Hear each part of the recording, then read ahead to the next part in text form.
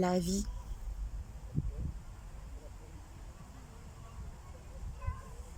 c'est un conte.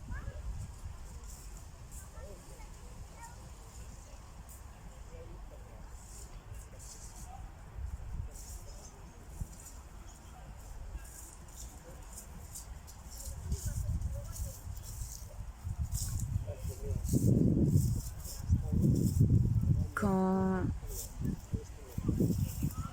Michel était aux soins palliatifs,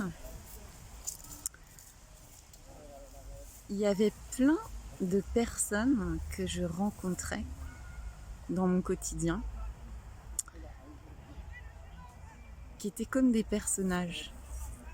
Mais tout le temps en fait, pas simplement cette période-là, mais là j'ai envie de parler de ces personnes-là.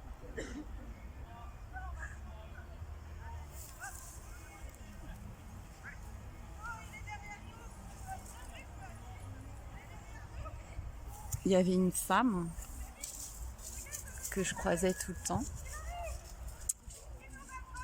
une femme indienne.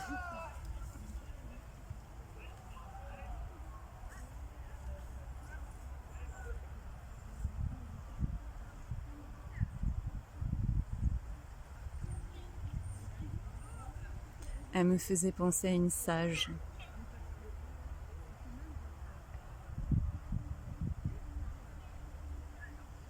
Quand on se croisait, je crois pas qu'on échangeait des mots. Juste on se regardait et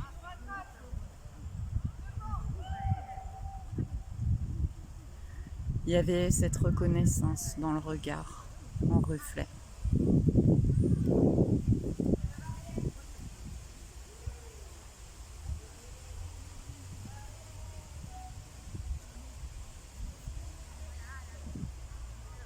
Puis un jour on s'est parlé, elle m'a dit qu'elle faisait une exposition et que c'était elle qui animait. Enfin, c'était pas une exposition en fait.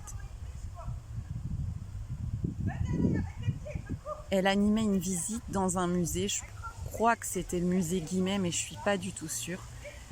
Et il me semble que c'était sur Avalokiteshvara, qui est donc le Bouddha de la compassion.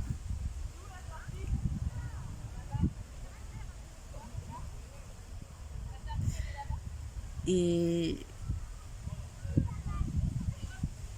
je lui avais répondu que ça m'intéressait, mais je lui avais aussi fait part du contexte dans lequel j'étais. Et là,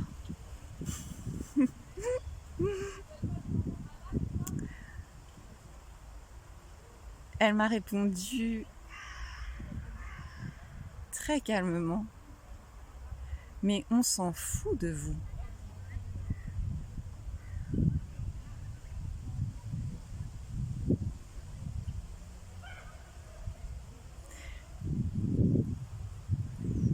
Et en fait, cette phrase m'a fait énormément de bien.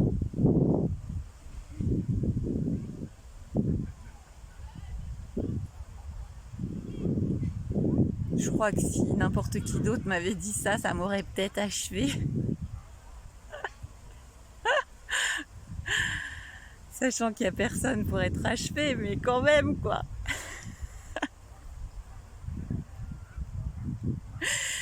Mais là, ça m'a fait un coup de fouet qui m'a revigoré, quoi.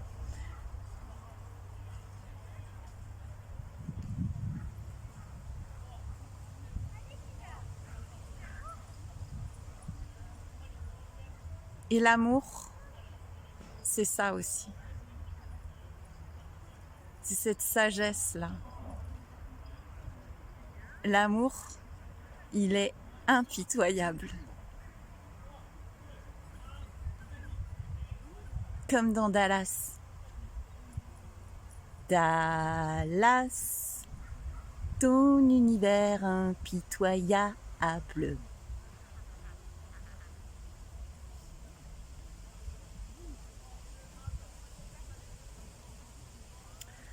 Et le maître,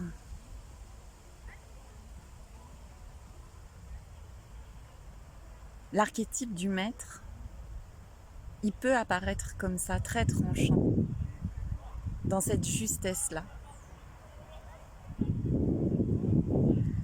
du ni bien ni mal. parce que c'est ça qui apparaît.